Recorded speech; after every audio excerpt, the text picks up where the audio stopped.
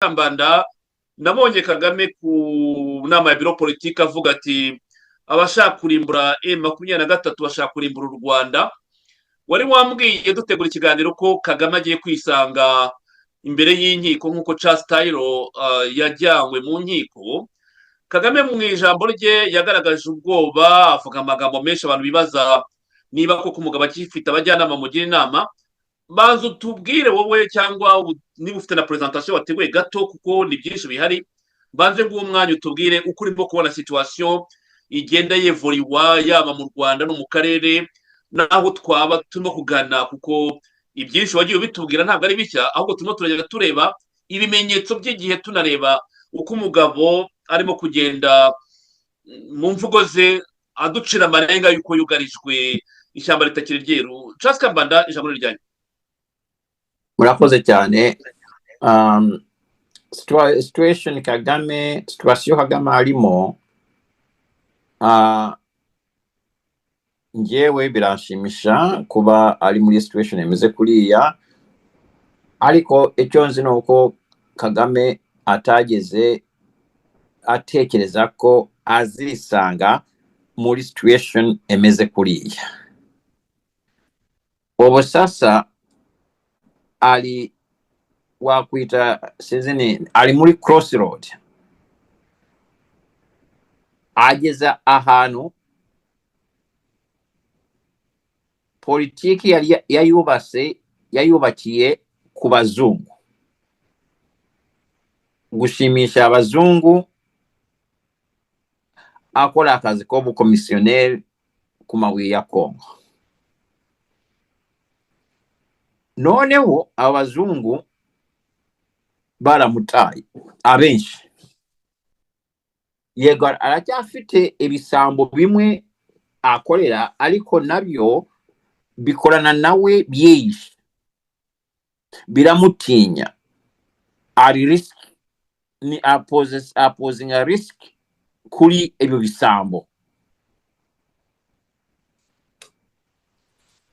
Nta leta nemwe wavuga ati supporting emuhagazeho, ntayo. So abazungu ntabafite. Abanyarwanda muri politiki ya Kagame yate ebyo ne bintu yavugaga kenshi, no wongera ngo aracyabivuga ati aba Abanyarwanda nta nomwe onkunda, ati ariko nanjye nzabereka bazankunda ku ngufu. Engufu avuga na agapfuni, bamutinye, bamuhe amashi menshi, ariko atariko bamukunda nuko bamutinya. Nuvuga ngo Abanyarwanda baramutinya kubera kakaboko ke kafashe agafuni. Nuvuga ngo igihe cyose atagifite akaboko gakomeye kafite agafuni, nayo mashi abona ku Banyarwanda ntayazabona. Kandi iyo orebe bari abazungu, niyo group ya mbere twavuze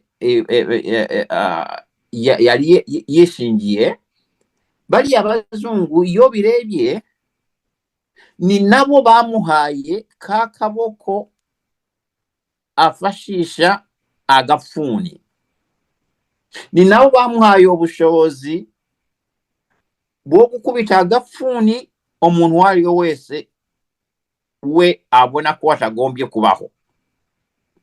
Ariko noneho batangiye kumwambura ziriye ngufu cyangwa akaboko gafashe agafuni. Aho kaga akabireba akavuga ati ebintu ko bitoroshe.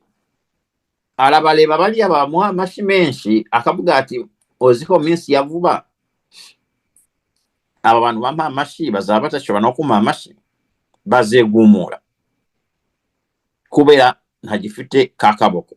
Bari abakantije bashaka kukajyana. ni nayo mpamvu akubwira ngo bashaka kurimbura u Rwanda. So ku ruhande rw'abanyarwanda nabo ahagazemo hagati akibaza ati biragenda gute. Noneho hari ibihugu byo mu karere, ibyo Kabarebe yarabivuze neza ati nta gihugu taratejamo akaduruvayo, kandi Kabarebe ibyo avuga ni nokuri. Nta gihugu cyo muturanye hariya kitafite ibibazo n'u Rwanda. Yego abantu bashobora kuvuga ngo Uganda eramusapotinga Kagame, ariko aho hantu naho tugomba kwitondera muri iyi minsi. Uganda sasa hivi yatangiye kuvuga ngo bo icyo bashaka nuko batangira gukora za gahunda zabo z'imihanda, amasoko Kongo yari yabahaye gukora imihanda, ati bashaka gutangira vuba bakanatangira ibi bintu mubwira. Habari ibintu numvise kure, ni ibintu biva muri leta ya Uganda bavuga ngo M23 etuvire ku butaka tugombe gukoreraho imishinga yacu twapatanye na Kongo. M23 bave ahantu hose tugombe gukorera.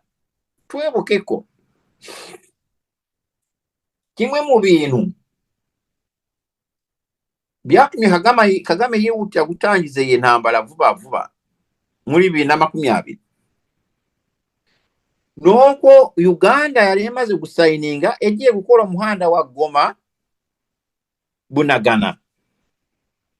Kagame akumva ati Abagande ntaho bagiye hariya gukora imihanda gusa, aho bagiye kwanyura ngo bamvaneho. Aho nawe wumvaga bavuga ati yari abanyarwanda bakorana na Uganda bashaka kuvanaho nini. Noneho Uganda iri kuvuga ati twewe dushaka ko hariya ahantu bahava kugira ngo dukore imihanda ya Kisekedi, uko twabumvikanye nabyo. Abarundi ebi bari kubwira Kagame orabizi, Kongo nayo noko. So Kagame akibaza ati noneho biragenda gute. None wakareba Kagame no umuntu wafashe ubutegetsi ku ngufu, abugumanye ku ngufu, aranabizi ko azabuvaho ku ngufu kireka apfuye. Ariko noneho mwibuke ko yageze no kutubwira ngo muzanyura he ku butaka muri demokrasi hehe. Ejo niyo yari afite mu mutwe we ko adakorwaho. Ariko none warareba intambara emumereye nabi. Intambara yo muri Kongo ubu sasa hivi yawo egeze habura gatoya cyane ngo abakongomani feri bayifatiye ku mupaka w'u Rwanda na Kongo. Kandi intambara negera ku mupaka, Kagame arabizi ko bitazamworohera kuguma mu Rwanda. So nuko nyine Kagame akareba ibintu yose, none wakanareba ubukungu bimeze nabi cyane. N'abari abantu bamuha amashi menshi bitewe no kuntu bari kumufungira ahantu hose ava amafaranga mu minsi itari myinshi cyane. Nebikomeza gutya azageraho adashobora guhemba bari abantu bamuha amashi. No kuvuga ngo naba abantu bakoresha agafuni, bakoresha iriya bije eri classified abasirikare n'abagizi ba nabi nabo mu minsi ya vuba amaboko yabo agiye gufungwa mu buri bwa mekoro. Noneho ureba ukuntu abaturage bashobora no kumwagurukana. Kega abaturage ntabari abaswa. abaturage ntabwo ariko batakurikira barabibona bashaka freedom yabo ariko baratinye ingufu za Kagame ariko none weze ingufu ziri bari kuzimuvanaho nuko nyine akabona ibihano kandi je suis sûr ko hari ibihano bikomeye cyane bashobora no kumufungira ikirere natareba neza kubera ibihano barangije kubidraftinga birahari byageze no kwa Trump yari yemeye kubisinya uriyo mugabo umusenateri wapfuye akajya kwa Trump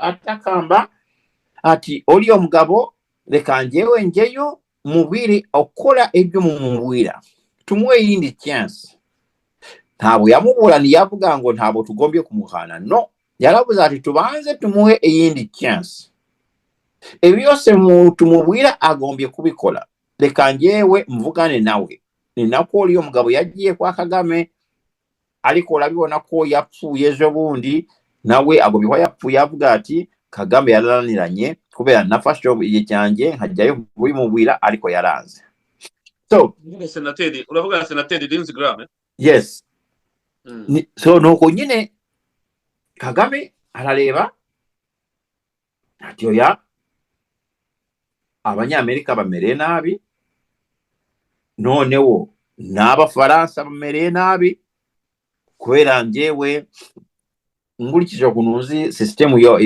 UN ukuntu ekora biriye bihano bya UN n'ibihano by'abafaransa ni Macron wabisinyiye nta kuntu ikindi gihugu cyari kubinyuzamo ubufaransa butabisinyiye ni nabo babizanye abafaransa bakabinyuza muri Sierra Leone mubona Sierra Leone ya supportinga gute ibihano kuri nini bariya abafaransa nibo babizanye kandi urabibona ko babipanze ku buryo ziriya organization za Kagame akoreramo Red Tabara twirwaneho M23 AIF Syria cyananga babanje kubitagetinga as organizations bamaze kuzitagetinga bakazishiraho sanctions bakajya no ku bantu ku giti cyabo bivuze iki bivuze ko ubufaransa buri kuvuga ngo ezo organization nabo zigombye kuparticipatinga mu bikorwa byo kurangiza intambara as equals bagombye kujya mu bikorwa byo kurangiza intambara bategekwa kubera MONUSCO ntabezanya kunegotiatinga na organization ziri sanctioned MONUSCO niyo bahaye manda yo kurangiza bari abantu ku ruhande rwa international community none bari abantu na UN yabashize kuri list na organization zabo ziri kuri list no ngo na organization zabo bazirukanye bazivanye ku rutonde rwa organization zishobora kunegotiatinga kandi Kagame abo nibo yashiraga imbere mbwiro kuntu sasa hivi reka banafunze nini bana bafungiye kujya muri mu bihugu kugena kunegotiatinga ubose abantu barega biriye byaha byose bamemba ba organization eregwa biriya byaha byose babaha gute visa kugenda kunegotiatinga bakoresha gute amafaranga muri za negotiation baziha abantu bari sanctioned kuri so ibi byose Kagame yabibonye akavuga ati ko ntawo mpagaze abantu maje nakoleshaga muri za nini akareba nanone ko gahunda zo kumujyana mu rukiko zimaze gutungana. Erigeri ya komiti yashizeho barakubwira ngo ni komiti ya Kongo, ntabari abakongomani bayishizeho gusa n'abakongomani bakorana na ICC kubera urukiko ruzaburanisha Kagame n'abambari be ntabwo ruzaba ICCPL, ruzaba ICC avec DRC. Bariya abagabo bashizeho kariya ka komiti bashizeho kafite inshingano zo kwandika ebirego bizaregwa bariya abantu bazivana muri za investigation zarangije gukora. No shaka wabifata nka indictment. Bariya abagabo bagiye kwandika indictment, bibe ready, zibe ziri ready, zitegereje gusa isaha bazafasha Kagame na bariya bambari be. Iyi saha tushobora kuyibaza ati bizaba ryari. Abantu bamwe bakavuga ati ebyo ni ibya kera bizabonwa n'abazaramba. C'est pas ça. Igihe kiri hafi. Bari kumwirukankana militarily mu bya gisirikare, bari no kumwirukankana mu bya politiki, muri diplomasi. No kuvuga ngo igihe cyari cyo cyose Kagame bashobora kuzamubwira ngo ariko rabizi wa mugabo banza ove Kigali ogende oruke e Qatar turebe uko dukemura iki kibazo, sohoka cyangwa se tukwike. Nuko bigenda muri situation zimeze kuriya. Kagame of course no munyabwoba azajya Qatar natajyayo ku mahoro, dore ko avurirwa muri Germany. Bazamufata yagiye Germany bamubwira ati ntabwo ari busubire mu Rwanda, ashaka gusubiza kiri ikibazo kukirangiza. Icara hano Germany atoya mu mujyane Qatar abe arukiye Qatar. Nuko nyine bazamuvana Qatar bamujyana mu rukiko. Ni nako bakoze Charles Taylor bamubuye ati banza gende oshure mugenzi wawe Basanjo wo muri Nigeria banzo je kumusura muganire oshire n'egihunga orubuke mu gatoya mu mutwe turebe uko dukemura ikibazo kiri hano. Nuko Charles Taylor yagiye muri Nigeria, akigerayo babwiye Obasanjo ati tangimbwa eje kuburana. Nuko babikoze. Sasa hivi iyo bonye bamaze gushiraho iriya ekipe yo kwandika indictment, ebirego bazamurega mu rukiko. No kuvuga ngo aba bazungu bamaze kumenya omunsi bazavanaho Kagame, ariko nta bashaka kumutindana, bashaka ko abaho byose bamaze kubitegura. Urebe mu cyomwero kimwe Kagame agera embere y'obutabera, mu cyomwero kimwe kubera byose bizaba bimaze kurangira.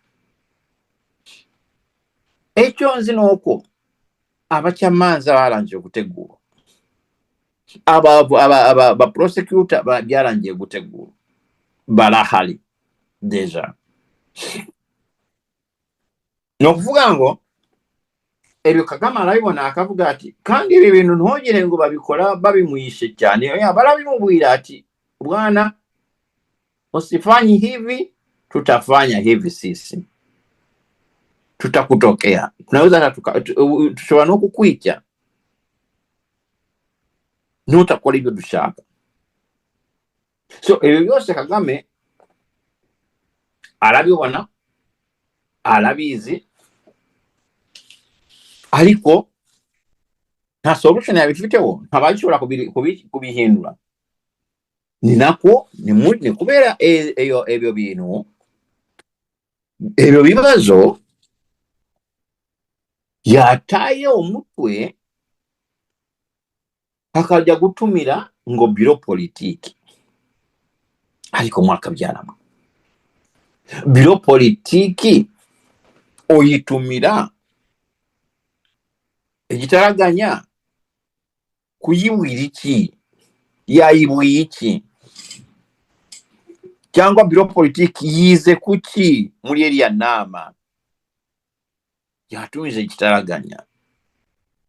Kubera ubundi yakagombye utumira biro politiki igitaraganya ushaka ko biga ikibazo runaka, we yabatumiye kuganya imbere yabo. No kuvuga ngo ari gukina umukino wa psychology wa psychological.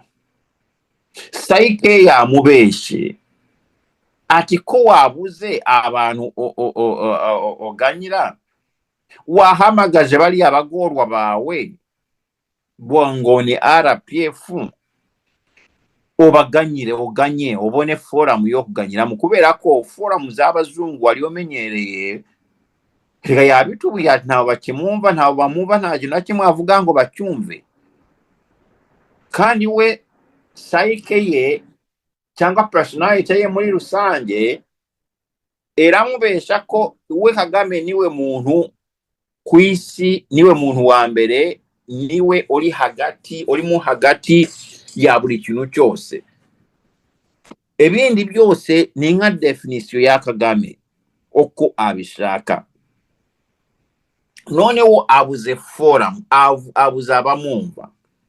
Umutwe we psyche ye kamubesha agenda uhamagaze biro politiki abagorwa bawe baze unabakanje ubakanje kugira ngo nteba hari nabazi ibi bintu biri kuba babone ko uri umugabo uhagaze neza, bange kukuva bange kwetandukanya nawe. Bebe we Kagame yabazanye ashaka kubabwira ngo ndacyakomeye, ariko ikibazo yababwira gatinda komeye ariko aganya.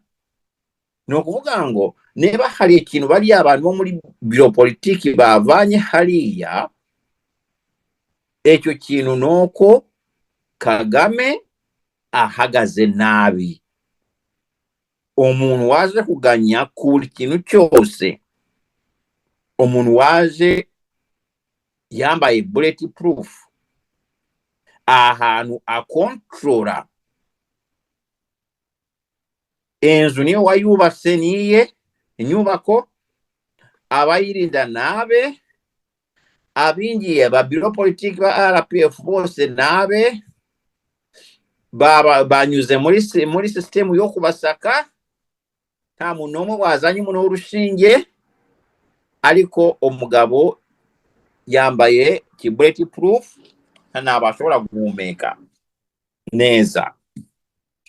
Iyo birakwereka ko ari muri situation mbi cyane. No vuga ngo no psyche ye mubabariye nagezemo akantu ka grippe.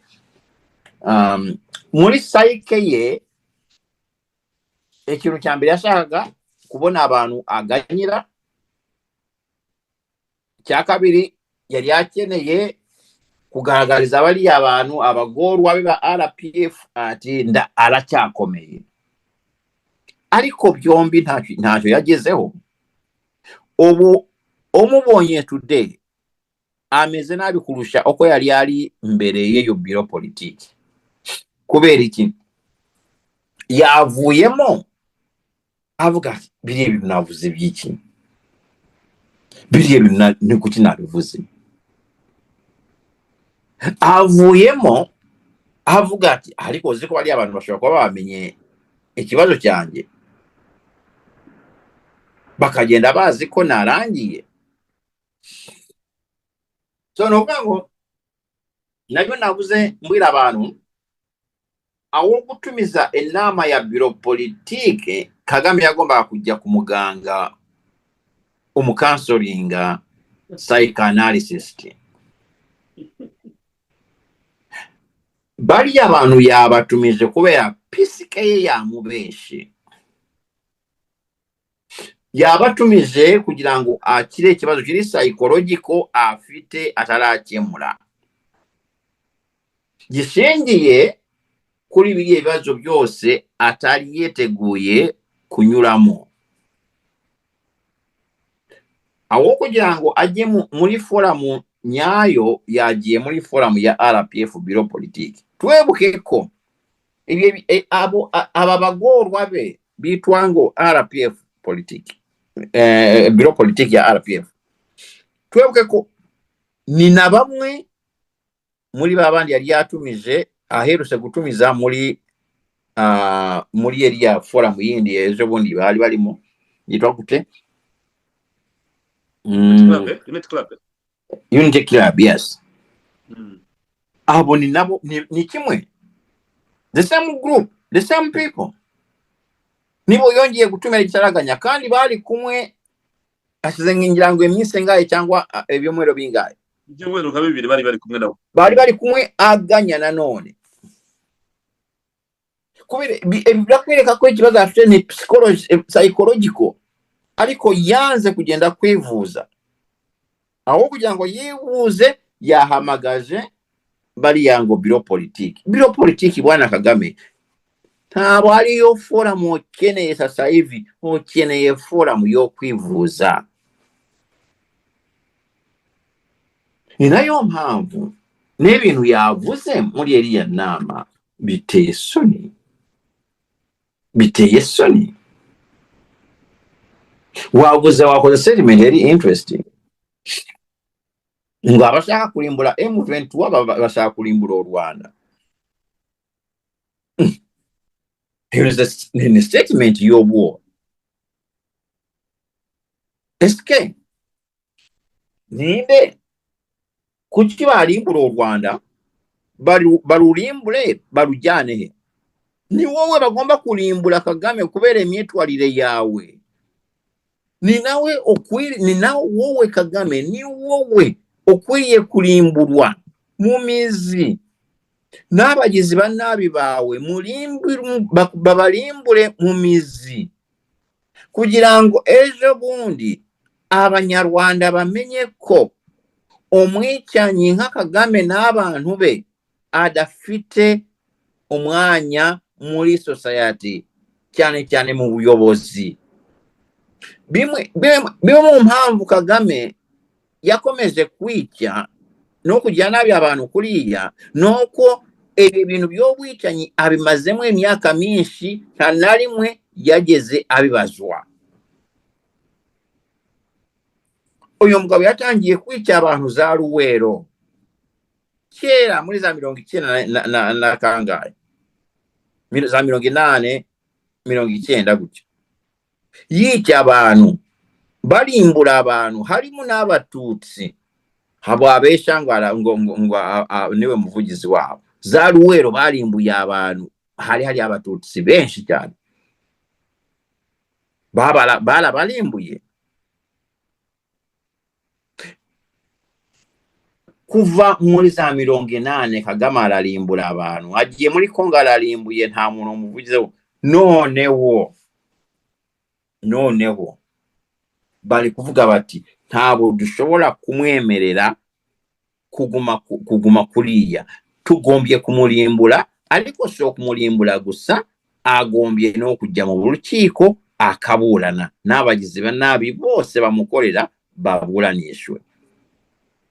Iyo ni fenomeno tubonye bwa mbere na Kagame azi neza. Ni nayo shingiro y'obwoba Kagame afite. Ni nayo mpamvu yaje kubabwira ngo abafaransa baramfunze muri 1991. So what? Kucyo byibutse today? Myaka yose wabagahe? Wari warebagiwe kucyo tabivuze mbere? Ariko kubera afite ikibazo kiri psychological, ni ibintu byamuturikanye, ni ibintu byavuye muri unconscious ya Professor Kagame. utararenga ntaza kwibagirwa usibye kuvuga ko bamufunze yanatubwiye ko bamubwiye ko nafata Kigali cyangwa afata igihugu nta bene wabo bazasanga bagihari. Iriya statement nayo ndagira ngo ntuyitambukeho tutagira icyo tuyivugaho. Arabeshya babimubuye ryari ngo nafata Kigali. Nka biriya yavuze ngo bavuze ngo bagiye gukora catastrophe muri Kigali ngo banini babagosora bava ngo bavuye bagosora yabivugiye hehe sinzi ne Dar es Salaam ngo yabivugiye vuga ko yabivuze avuye mu nama za Arusha akavuga ko ngo yavuze ko agiye gukora apocalypse. Kandi iri jambo ni Kagame warikoresheje abiburira Dallaire. Kagame yafashe amagambo yabuye Dallaire akayashira kuri bagosora. Kuki tuvuga ko yabasize kuri bagosora? Mu rubanza rwa bagosora iki kibazo cyaragarutse bakabaza ati yabivugiye hehe. Muravuga ko yabibuye abanyamakuru. Dore recording z'abanyamakuru mukwereka aho yabivugiye. Ariko noneho hakaza kugaragara ibyo Kagame we yabuye Dallaire. Hamwe yakagiye kurandura abantu hariya Kigali mu minsi mikeya bigiye kuba. Dallaire aravuga ati ntabwo namenye icyo yavugaga that time, ariko nabimenye bimaze kuba. Erega Dallaire nawe nuko akule faranga akanga kuvuga kumugaragara, ariko yarabyanditse nicyo cyiza. Kagame niwe wabivuze kandi niwe wisha abantu, ari mu bisha abantu.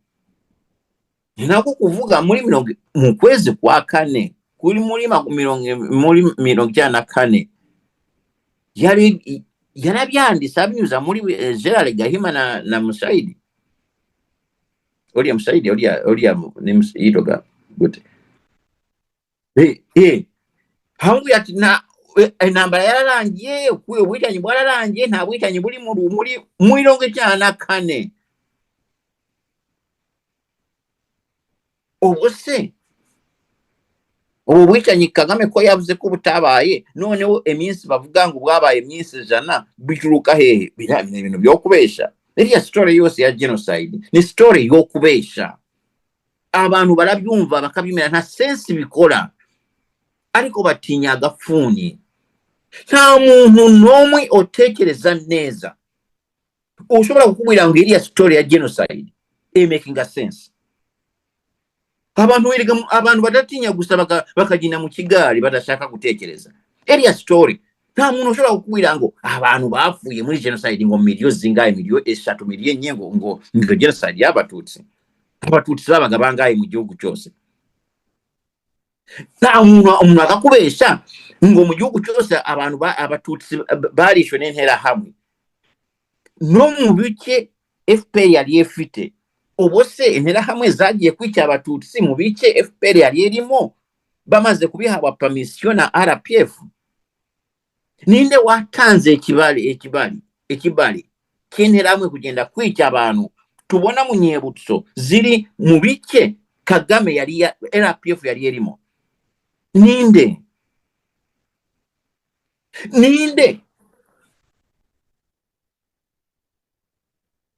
Posture yawe iri claire kandi wayivuze mu bihe bitandukanye, ntiwigeze uca ku ruhande. Ibyo wavuze mu myaka irenga 10-15 tuziranye kuri aya maradiyo birimo biragenda bigaruka uyu munsi. Ku kintu kireba na genocide, ukuri kwa genocide bigaragara ko abanyarwanda bakeneye discussion cyangwa ibiganiro bifunguye kugira ngo babwizanye ukuri. Ariko ngewe aho nkomeza kugira ikibazo nuko Kagame ikibazo cya genocide ubu arimo aragihindura cy'abanyarwanda. Aravuga ati niba bashaka kurimbura 23 barashaka kurimbura u Rwanda nkuko byatubayeho. Iyi mikino yakinnye muri 1994 arashaka gukina amakarita magingo kuri atwira ngo arugarijwe, agiye gufatwa, agiye gufungwa. Wenda ndaza kubikubaza mu kanya bigarukeho kubera iki genocide yabaye yagizemo no kubivuga kandi babivuze igihe kirekire. None ati banyarwanda nibarimbura M23 barimo barece abanyamurenge nitwe tuzaba dutahiwe bazaza kurimbura. Ati ariko ntabwo bizaborohera nk'uko babitekereje cyangwa babikoze mu kindi gihe cyatambutse. Ni sentiment ikomeye bwana Kamba. Erega Kagame yafashe ubutegetsi mu maraso gukimbagura abantu byari political na military strategy ya Kagame. Akoresheje iyo genocide kugumana ubutegetsi, kandi Kagame kugira ngo agumane ubutegetsi agombye kuzana icyo kintu cya genocide, atera ubwoba abanyarwanda n'isi yose ati bari abantu bashaka kumvanaho bashaka gukora genocide. Kandi nawe Kagame ari mu bantu batemaguye abantu muri 1994. Ebyo biri on record, no na investigation zarakozwe, bakanashaka kumutumiza kuburana biriya byaha bya genocide mu rubanza mu rukiko rwa Arusha. Ni Bush the son wamutabaye avuga ati yamwehorere mubaza ibyaha bya genocide mu Rwanda kubera turacyakorana nawe dufite gahunda. So ubu sasa hivi yakuwiye kuriya netutareba neza Kagame azongera atemagure abanyarwanda. Kagame imirambo emugwa neza, azi kubyaza umusaruro emirambo, kandi iyi mirambo emubyarira umusaruro yo ayikoresheje mu bwoko.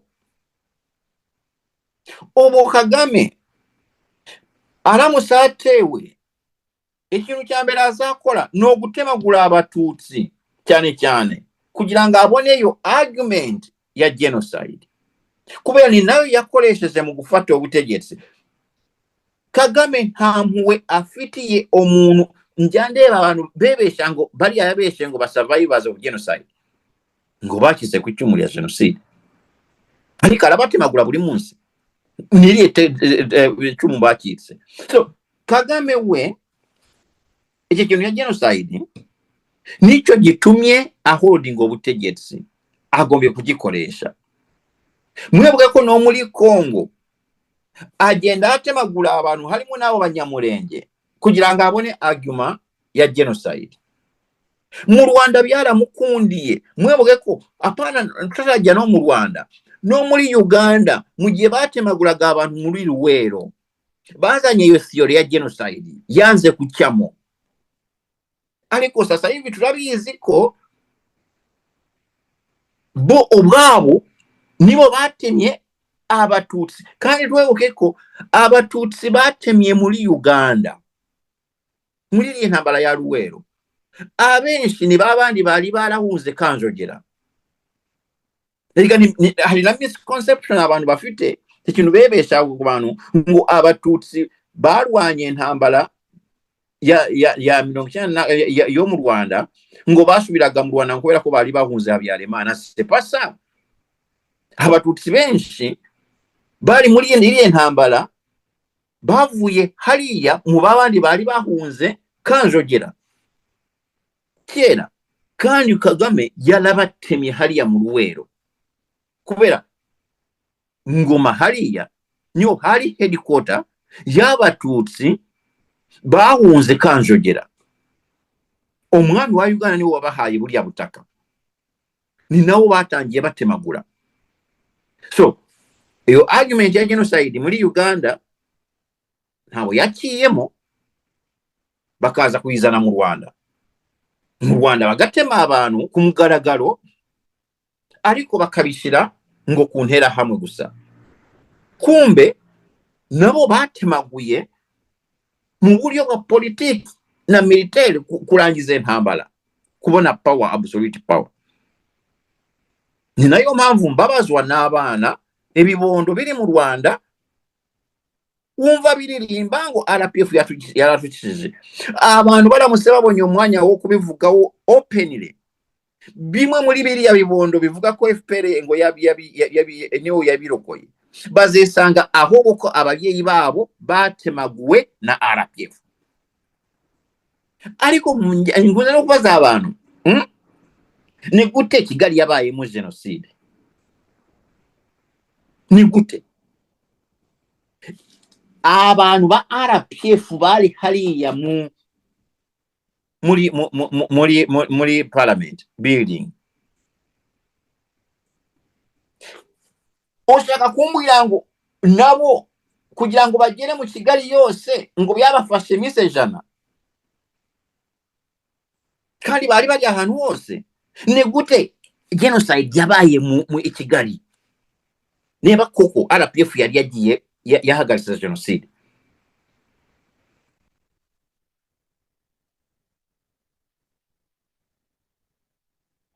Buri quartier hari amazu ngo yakodeshwaga yabagamo abatekinisiye muri buri quartier. N'umuntu twabiganiriye mu minsi yashize abinsobanurira ambwira ati hari inzu zari ziri Remera, hari inzu zari ziri Kimihurura, hari inzu zari ziri Kanombe. Mu mujyi wa Kigali hari amazu bakodeshaga mu Kiyovu, Kacyiru, yabagamo abatekinisiye bari kuri standby. Donc ngo nibo batumaga za operation zihuta. N'information nabonye rwose nta imaze igihe kirekire ni muri minsi. Wowe ukeneye kubibona wowe information wari umwana njyewe ndabizi narabibonye na bamwe mu bari muri ayo mazu ndabazi n'amazina ndayazi. Niga njyewe nari ku ruhande wa FPR. Ibintu mvuga nabo nari mu Rwanda. Ibintu mvuga ndabizi sinkeneye umuntu kubimbwira.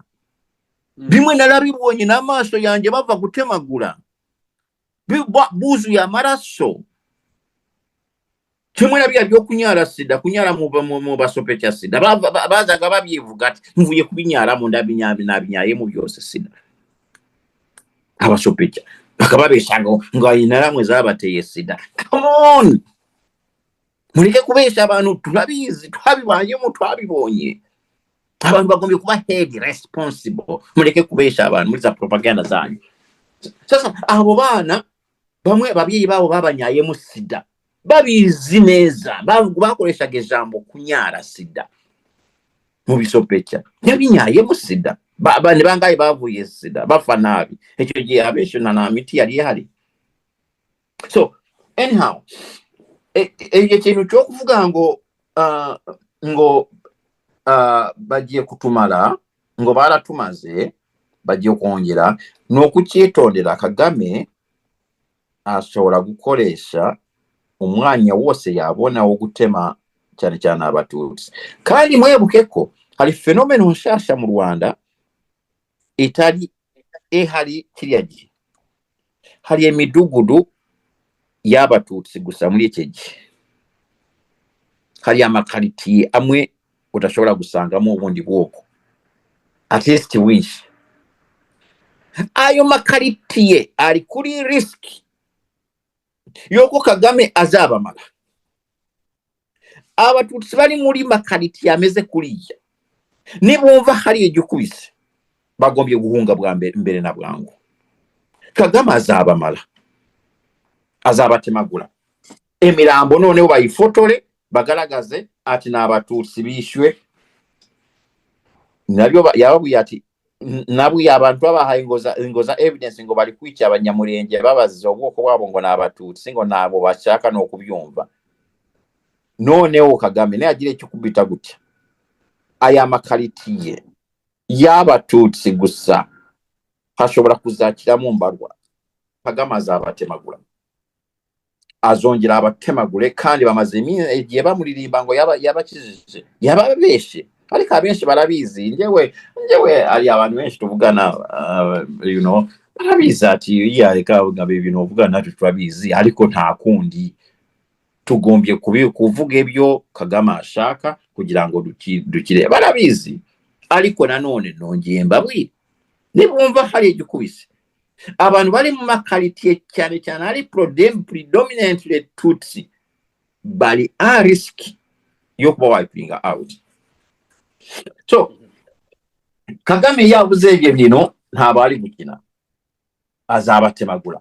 Imirambo bayifotore bagaragarize si ati murabona ati ne genocide y'abatutsi.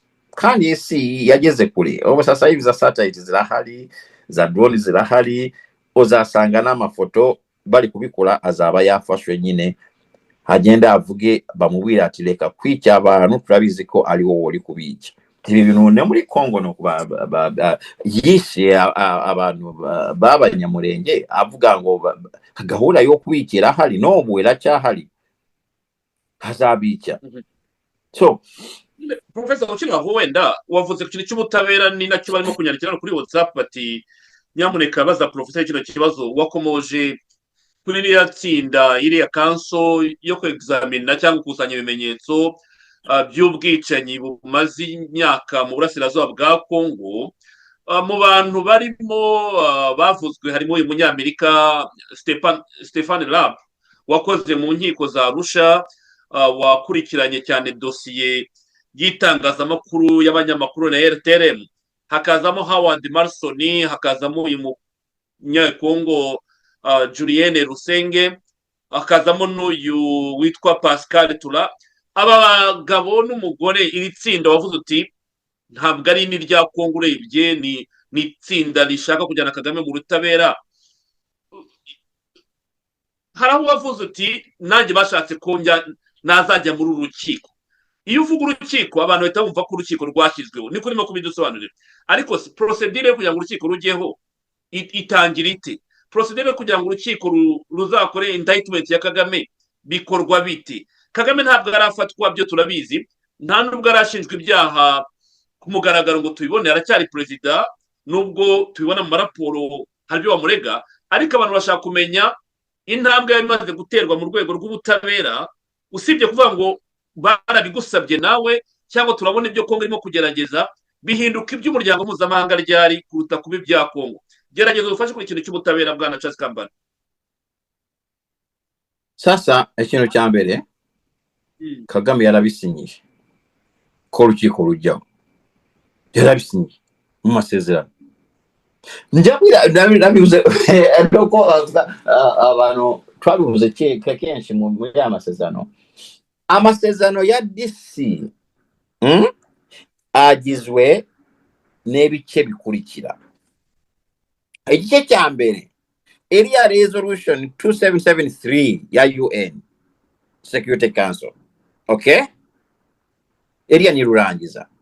Document ya kabiri igize amasezerano ya okay, reka nsubireyo abakujyanga abantu tukurikire neza ni nta document nemwe efatika eri kumwe wa kwita amasezerano ya DC ntayo.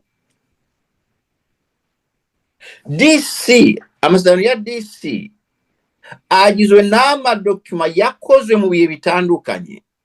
DC yaje egashyira hamwe bigahinduka amasezerano ya DC. Document ya mbere igize amasezerano ya DC ni iriya resolution ya 2773 ngirango. Ya kabiri ni UNHCR, ziriya principles za UNHCR za mbere, fundamentals. Document ya kabiri ni document area ya Angola,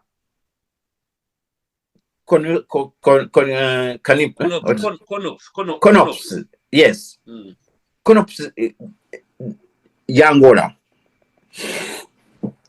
Muri CONOPS ya Angola bari bazanyemo ikintu kitumvikanaga neza.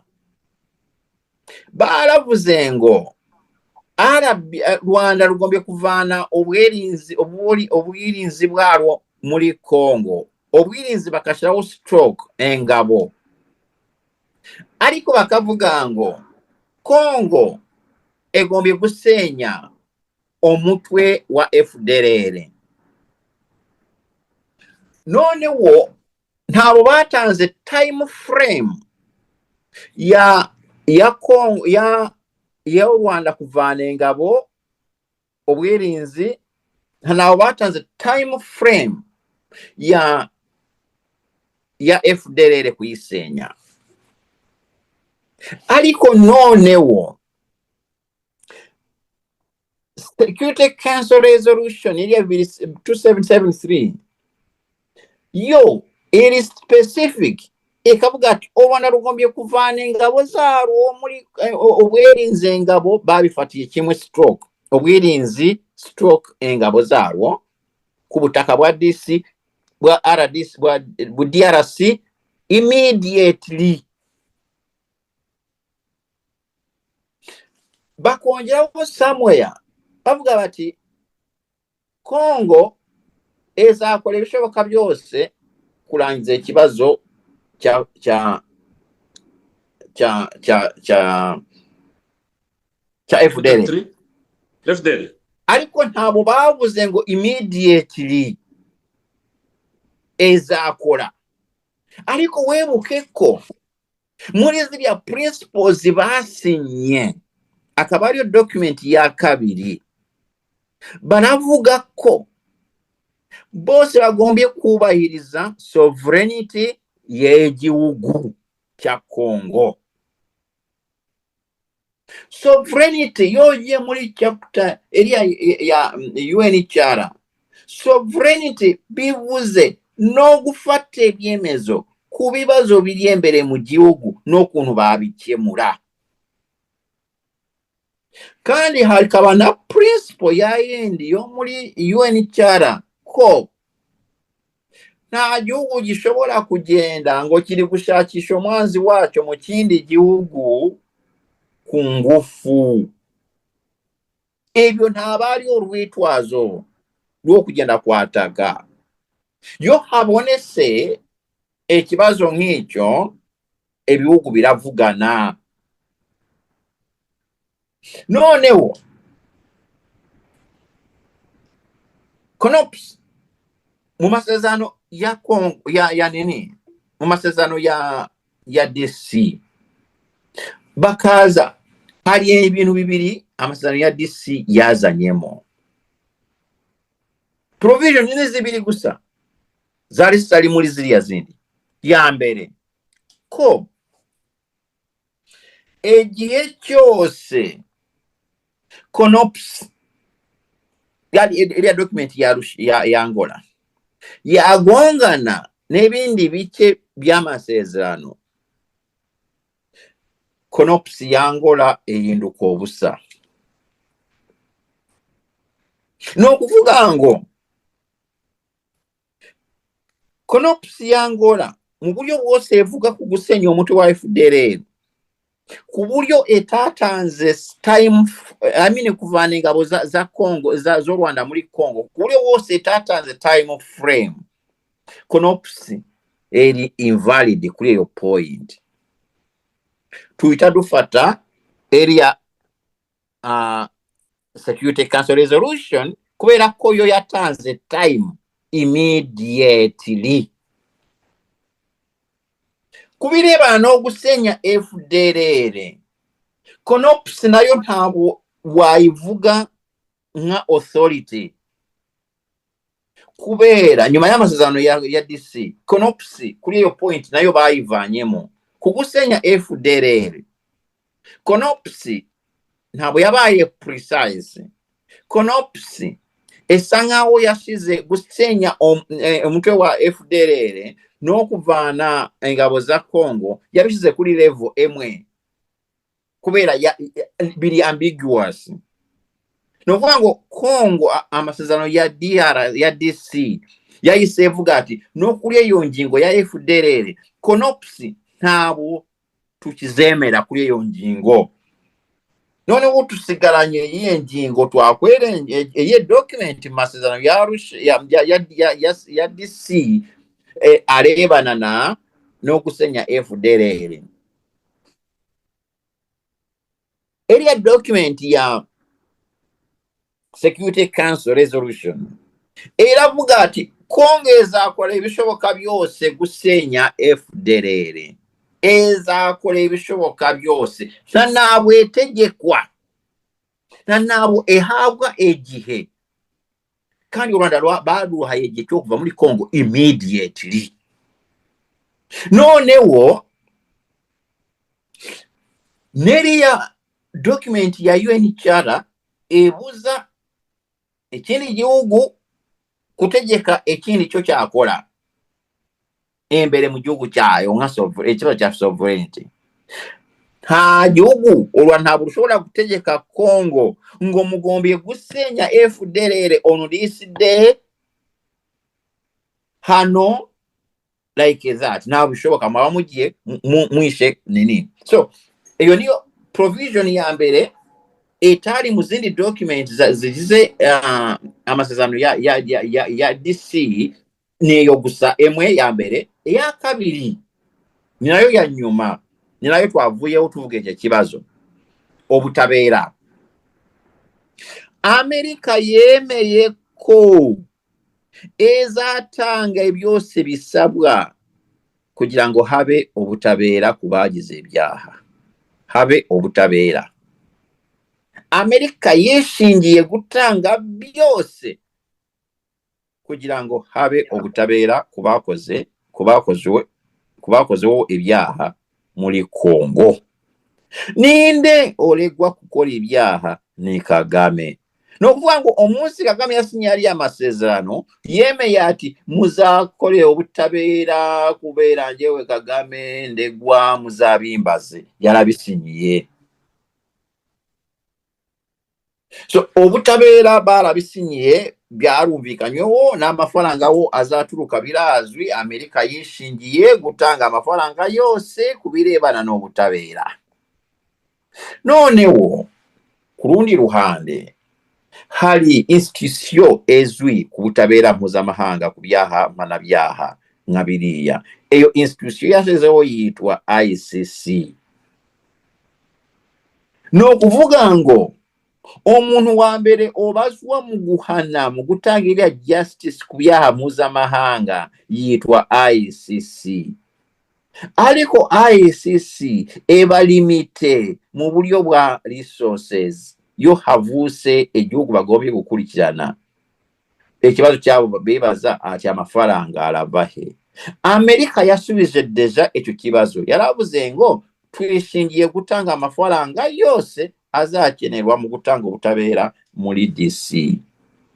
Nokuvuga ngo ICC ntabe gifite ikibazo cy'amafaranga. Congo yarabye mamini Amerika yemeye kuyatanga. Yewe Amerika ntawe yanasabye mu masezerano. Amerika ntawe yasabye Congo ngo muzakora contribution. Oya, yose na ya Amerika. Amerika ni nayo eshinzwe kwa identify abacamanza, abashinjacyaha n'ebindi byose, ariko bakorane na ICC nukuzana obutabeera. Nokuvuga ngo abantu bebaza icyo kibazo ngo obutabeera buzakorwa gute, byararangiye, byasizeho akadomo. Amerika izatanga amafaranga yose akenewe, kandi kugira ngo obutabeera butangwe mu rwego mpuzamahanga. Area institution ya ICC murabizi ke bamaze igihe kirekire ICC yakorana na Congo bari gukora kuri scheme yose y'ibintu byose ko bizagenda, bizakorwa gute, muzakorera he, urukiko ruzakorera hehe, bamaze kumvikana ko ruzaba Goma, abantu bazafungirwa he, baravuze ati gereza nkuru ezaberi ku Gisenyi niho bazabafungira, noneho bazagiye babajyana kuburana hariya Goma mu rukiko rufunguye. Sasa mumbabarire so kuguca mu ijambo kuri muravuga ibintu bikomeye. Wafata gereza ukayishyira ku Gisenyi kuri territoire y'u Rwanda iyobowe na RPF Inkotanyi. Regime ya Kagame zabikiriho, RPF zabikiri moteri y'igihugu cy'u Rwanda ngo babyita. Ubutegetsi bw'u Rwanda buzaba bwarahindutse. Gerageza werabora aho hantu kumve ko atari scenario iri impossible. Bishoboka bite? Niko wibuka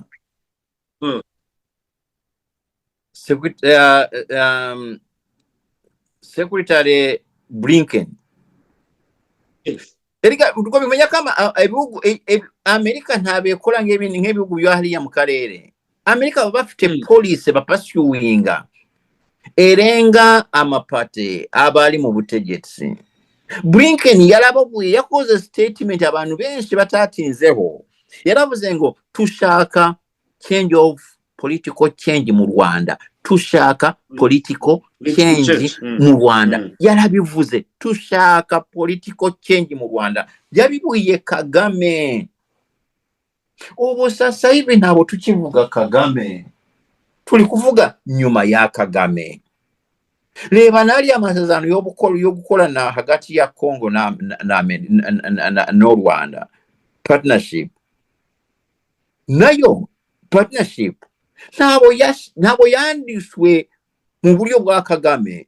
Oya, yandishwe minus Kagame. Nobo Kagame niwe wayisinye government ye. Area partnership ya Congo ntabwo yandishwe batekereza ngo Kagame niwe wazaba kiri perezida. No. Wera Kagame niwe reka ngwire. Niba batekerezaga Kagame nka perezida, ni gute area partnership egarura ikintu cya CPG? Area partnership egarura CPG. Urabizi? CPG yavanyeho na Kagame. Mu gihe basinyaga ari amasezerano, bari bamaze kuvanamo Kagame muri erega rigiye mu cyengi ntabe korwa mu munsi omwe. Eshobora no gufata emyaka. Ariko turi neza, turimo hagati yarigiye mu cyengi mu Rwanda. Erega Kagame yamaze kubanga umuntu ufite bibembe. Urambona sasa hivi asigaye ye ari hambo yebera mu Rwanda kurushane, ejo muri bamuye na visa. Ebyo ndabizeza na kurindi. Perezida wa FUFA nta kwatagize ngo bamwe visa haze kureba umupira. Baramwangiye. So Kagame ntawo bakimufite muri place mu mitwe yabo nka perezida. Bari kureba nyuma ya Kagame. Mugende musoma amasezerano yo bufatanye partnership ya Congo no Rwanda. Oyasomye gutya, oyitobona ati Kagame ntabari muri position muri iyo gahunda. So abantu bagitekereza yego Kagame aracyari perezida, ariko rero imipango bari kumukorera yagiye. Yegara cyari mwinsi, ariko Kagame umufashe nka ex perezida wa Rwanda ntabo bawebesha. Ariko azajyahe nyuma uburoko bamaze kubupanga aho bazamufungira, abazamuburanisha barazwi. Narakibabwiye kera nawe wasize genyu yabuye ati ngewe hariye bankontaktinze, ngewe nka Kambanda just nabo ntinya kubivuga, barakontaktinze nkanababaza tese, ariko kweli ebi none uko biba ibibazo nje kuburanisha Kagame ati aruza muburanisha hari ikibazo. Ati sasa kori ko tumaze igihe duhanganye nawe, abo kweli ati ya mumenye ko mpuzamahanga ntabwo tuba tuvuga ibintu byo kuvuga ngo wivane mu rubanza ngo kubera ko ufite no ntabibaho muri mu mamanza mu nkiko mpuzamahanga. Ahubwo naza n'amahane ho mufunga imyaka ushaka abanza aje mu buroko bazamugarura imanza z'abandi maze kuzicya kwa kundi bakoze cyazitera. So ebyo mbabwira, ebyo mvuga ndabizi, narababuye kera, ariko ngira ngo muri kubona ko biri kugana muri iyo nzira. Nta handi narababuye abantu bamwe bakavuga ngo rabesha Kambanda. Narababuye ebyo bintu byo guhindura government. Erega Kagame tugombe kumenya ko Kagame nawe yavanye ibintu byo kweshira hejuru, yakoze ibintu byinshi mu nyungu z'ebihugu bimwe bikomeye bamukoresheje cyane, ariko nawe agezaho akarenza no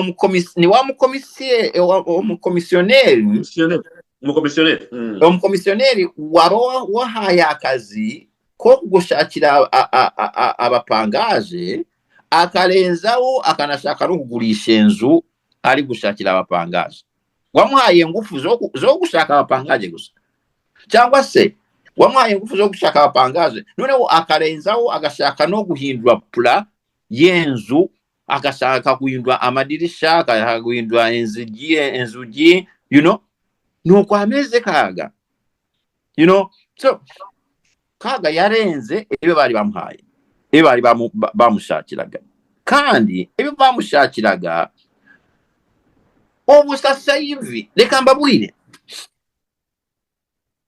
kugira ngo Lobito proje ya Lobito ebeho. Okay? Ntabwo mushobora kugira leta y'igisirikare mu Rwanda, leta y'igisirikare muri Uganda, leta y'igisirikare muri South Sudan, leta mukagira Lobito. No way. Lobito project esaba ko haba leta eri civilian mu Rwanda, eri civilian muri Uganda, eri civilian muri South Sudan. So aya maleta atatu yose agombye kuzahinduka civilian byanze bikunze, kandi eyo batangirawo ni Rwanda, Kigali. Ebyo Kagame yebesha wapi, oli bule Kagame wagiye. Bali kudiscussing okuntu oli busowoke.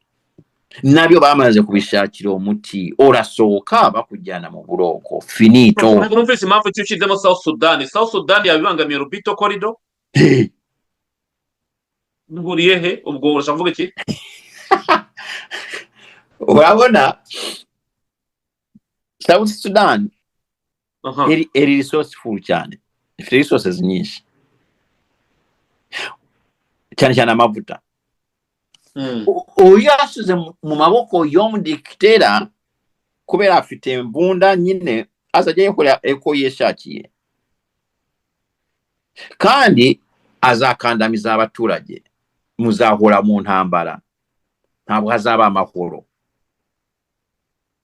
Uganda nekomeza amaboko y'omusirikare nayo nuko bizagenda, kandi na Sudan izahora ishaka kwinjira muri Congo, na Uganda izahora ishaka kwinjira muri Congo, n'u Rwanda ruzahora rushaka kwinjira. Kugira ngo pacifying Congo na Lobito ebeho, ugombye kuvanaho ziriya leta eshatu byanze bikunze. Zigombye kuba civilian. No kwanga kariya karere mugombye kukavana mu maboko y'abasirikare mbere na mbere kugira ngo mukore ziriya projects. So neba hari umuntu ushaka gufata ubutegetsi kwa Kagame akore coup d'etat, ntabashobora kuvugumana nawe, nayo bazahita bamutikura. Cyangwa buze binshi. Oya, ni ngombwa kubivuga nani Dr. Kambanda kugira ngo tuvane abantu mu rujijo babyumve, kuko hano ikintu cy'ubutabera ugize neza kuvuga yuko kizashyirwa mu bikorwa Kagame atakiri a sitting president, kuko twibaza ukuntu ashaka kuzajya afungirwa ku Gisenyi akajyanwa i Goma, ziri nterahamwe z'ubundi bwoko zigifite control. Ariko ku kintu kirebana n'ubutabera, narebye muri iriya document nyine wavugaga ya UN cyangwa iriya peace agreement ya Washington, bashimangira ikintu cy'ubutabera. Ariko hari n'abandi bo muri Congo bari no muri leta cyangwa muri iriya mitwe yitwaje intwaro muri Congo bagomba gukurikiranwa ku byaha bikorerwa muri Congo. Iyo uhereye muri 1993 kugeza 2003 kuri mapping report ikomeza gukorerwa reference, mapping report igarukaho cyane. Hari intambara ya mbere yabaye ya Congo 1996, hari intambara ya kabiri 1998. Harimo ibihugu byinshi byo muri Afrika biri muri ziriya ntambara. Professor Kambanda, hari ibihugu nka Jensi n'u Rwanda, hari igihugu nka Uganda, hari igihugu nka Zimbabwe, Angola, Namibia, Uburundi. Hari ibihugu byinshi n'abantu n'amazina menshi bavuzwe mu maraporo y'ibikorwa by'ubwicanyi cyangwa mu busahuzi guhungabanya uburenganzira bwa muntu. Abantu baribaza ati ibyo bihugu byose nabyo bizagira indictment muri iki kibazo cy'uruyo rukiko. Niba ushaka guhana uzahana gusa Kagame cyangwa n'ibyo bihugu bindi kuva mu ntambara ya mbere n'iya kabiri byagize uruhare muri Congo nabyo bishaka kuzatumizwa muri izi manza. Gerageza tubwire icyo waba uzi kuri iki kintu. Oya, muri principles za criminal cases mpuzamahanga, nta rukiko bashobora guha igihe kirekire, jurisdiction ye kirekire ku myaka myinshi, kubera urareba na resources, ukanareba ntabari sovereign we ntababari ari limite mu kurikirana ibyaha mu myaka myinshi ya nyuma. Ariko ohaye urukiko rwehariwe kuri Congo karwa gusubira muri 2010 area mapping report, kwanza ntawo biri practical, ntabo wabona gute ba investigators bazabikora imyaka yose. Ejo ni cyambere. Cyakabiri hajyamo na n'ikibazo cya politics. Erega buri gihe uvuze ubutabera mu byaha mu manza mpanabyaha ugombye kureba na politics. Politics yakorewemo ebyaha biriya bya mapping report yarahindutse cyane kuri politics turi musasa hivi. Yari ifite ba actors batandukanye.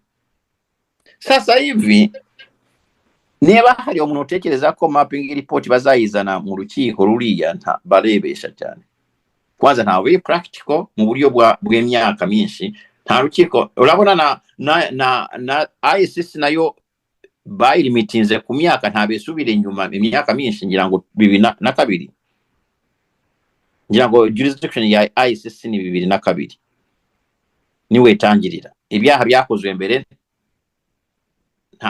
nta bireba. Sasa oro rukiko rwa Kagame nshaka kubitara Kagame kubera abazaburanamo abenshi ni bana abantu ba Kagame bazarwa kuva muri 2022. Noneho area mechanism ya ICC ya ICTR bayongere ngufu, bayifungurire emiryango enaburanishe, bayo ubushobozi bwo kuburanisha imanza za ICTR yagombaga kuburanisha zose.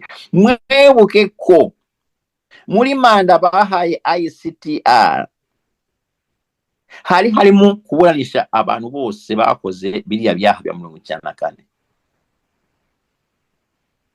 Ariko byarangiye baburanishije igipande kimwe.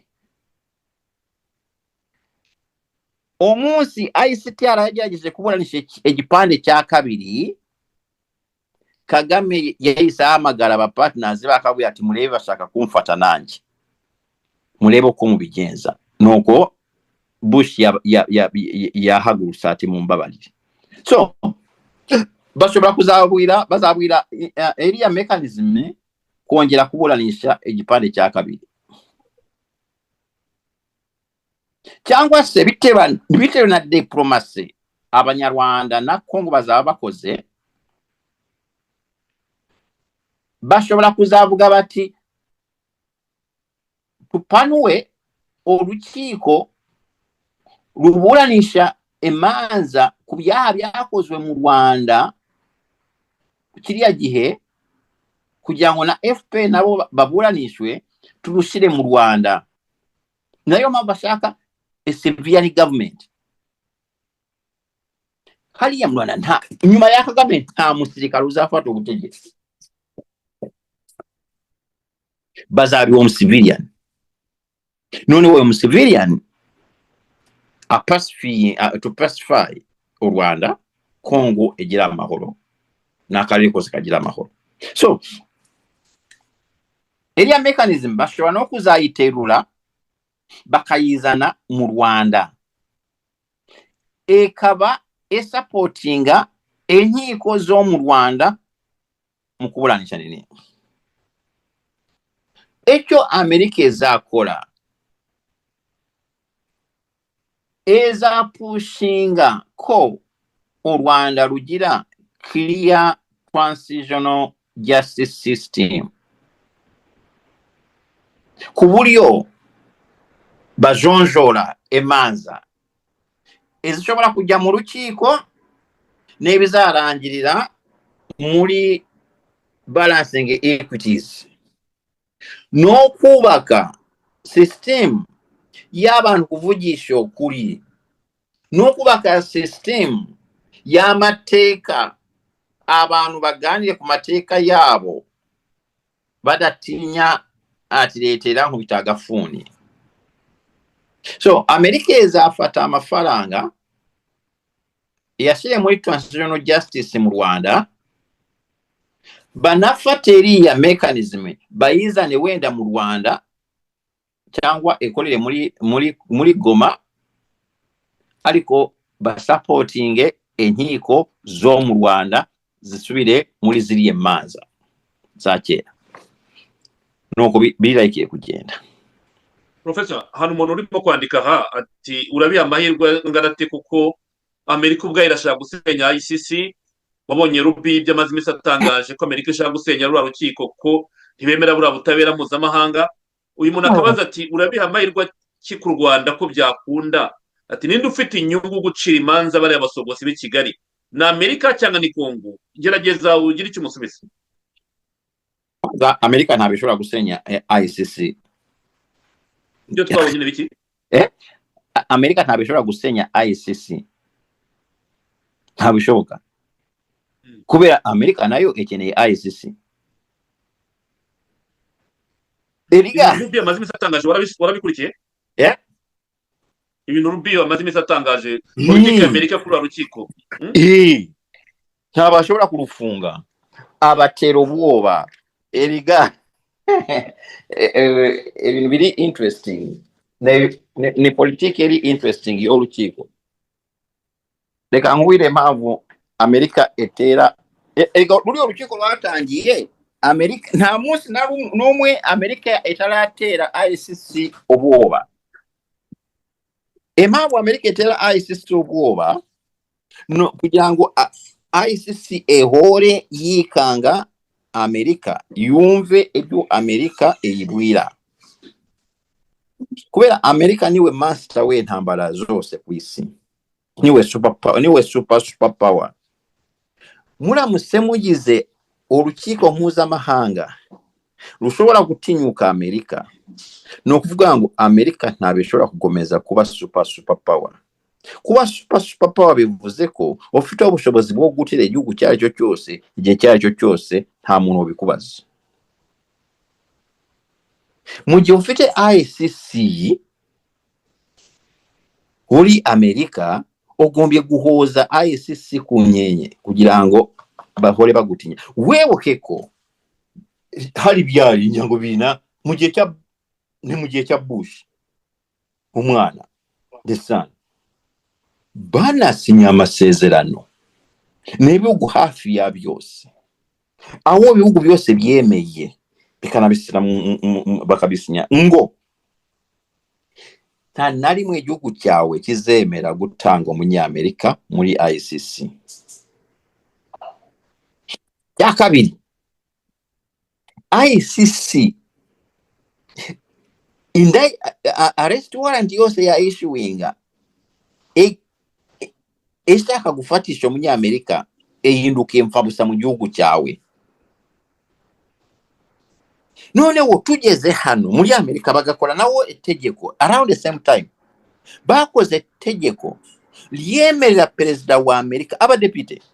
Bakoze tegeko lya Amerika lyemerera perezida wa Amerika gutera Ubuholandi aho urukiko ruri egihe cyaryo cyose. Egihe cyose ICC yafata umunyamerika, perezida wa Amerika by itegeko lya Congress yemerewe gutera Ubuholandi egihe cyaryo cyose. Amasaha 224 ku minsi 7 24/7. Amafaranga yo gutera Ubuholandi arahari buri munsi ari kuri table ya perezida.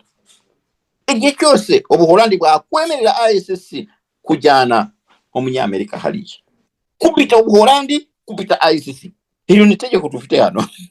Irahari. So ICC nawe uri perezida wa Amerika nta kuntu wakwemera ko bakora mu mahoro bahumeka neza, bagombye kuhora bagutinya. Ariko urabakeneye kubera egiye ozashaka kuvana Kambanda mu gihugu cye ayoboye kandi ufite interest zitandukanye, uzatuma ICC webuke ko muri ICC barikoreye itegeko liyishyiraho ICC eshobora kuhitamo kukurikira case ariko nanone eshobora gutegekwa n'ebya bihugu mpuzamahanga bikomeye bya rutura bakabwira ICC agenda gukurikirana Sarge. Icyo gihe ICC ntabishobora kuvuga ngo ntabwo dufite cyaha tumubaza, mugombye kugishaka. You understand? So ebyo nta kuntu Amerika yavanaho ICC ariko egihoza ku nkenge buri gihe igomba kubetitira.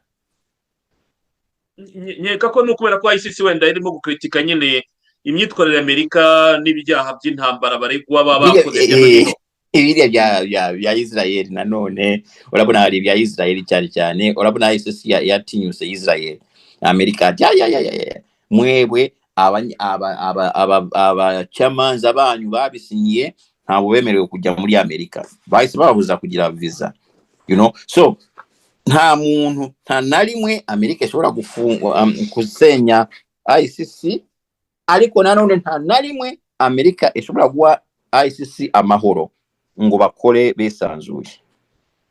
Professor, wagize neza kuko harashije tutaganira kandi iyo waje abantu nyine barabashima ubwisanzure bw'uko n'ibibazo byabo mbibaza. Hari ikibazo cy'intambara muri Sud Kivu gikomeye cyane, hari Uganda za Minembwe, controle za Minembwe, hari kuri za Point Zero n'ahandi. Ubu intambara yavuze ubu ariko ni intambara ya technology, ni drones zirwana. Umuntu hano yarabajije ejo mu bya yanditse tubarize Kambanda ati yavuga ko Kagame arimo gushegeshwa ku rugamba kandi tukabona ingabo ze M23 AFC twirwaneho zigenda zigarurira ibice bitandukanye bya bindi Amerika yari yababwiye kuvamo ku birometero 60. Ati ibyo mu bihuza muteneralite. Ese abarundi FARDC baba bakina politiki yo kongera kwiropuria kugira ngo Amerika ibone yuko yasuzuguwe? Muzatubarize Kambanda adusobanurire iyo avuga ko ingabo z'u Rwanda zirimo gushegeshwa muri Kongo kandi tukabona zikora ibinyuranye n'Amerika ibategeka. Jambo ryanyu. Erika abakongomani bafite interest sasa hivi. Kagame kwanga kuva muri Kongo ku mahoro bifasha Kongo kurusha Kagame, kubera ko barabizi neza ko Kagame ingufu naza afite zo kuza intambara yaramunaniye, byo biri clear. Kandi buri munsi intambara ikomeza muri Kongo Kagame arushaho kuba wika. Ariko noneho buriya intambara irwanwa muri politiki, sibyo? Buri intambara eba na politiki yayo. Mbwira uwo munsi intambara irangiye, uwo munsi today ikarangira, ubona Tshisekedi atabigomberamo? Ntabwo nkumvise neza sinzi ko byabincitse. Intambara irangiye kano kanya ngo ubona Tshisekedi atabigomberamo?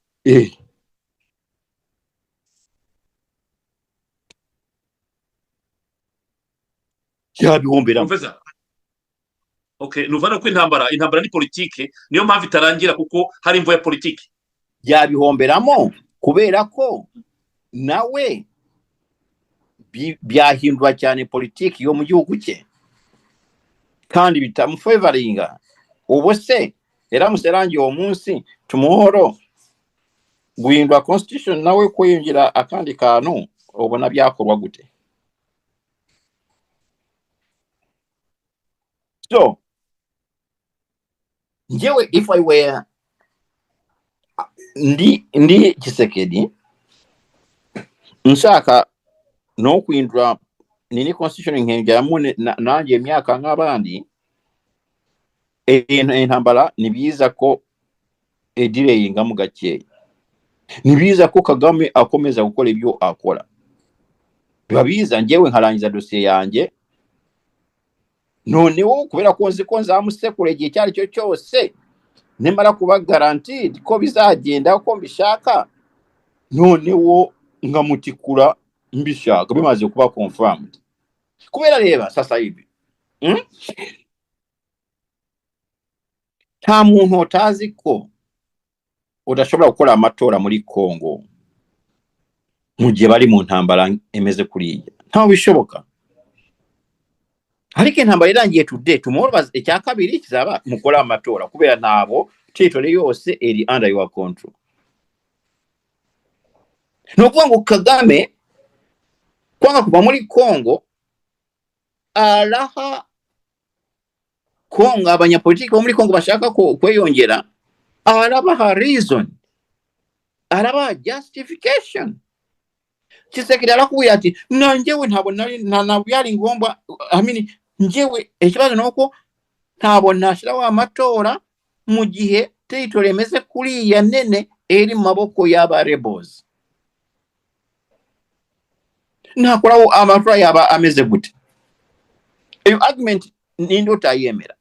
Cyakabiri, abantu bashaka kuinvestinga muri Congo, basupportinga Congo, nabo barareba bakavuga ati urabona abanyapolitiki bo muri Congo bameze nka bo muri opposition, nabo bameze nk'abanyapolitiki bo mu Rwanda bo muri opposition bamwe.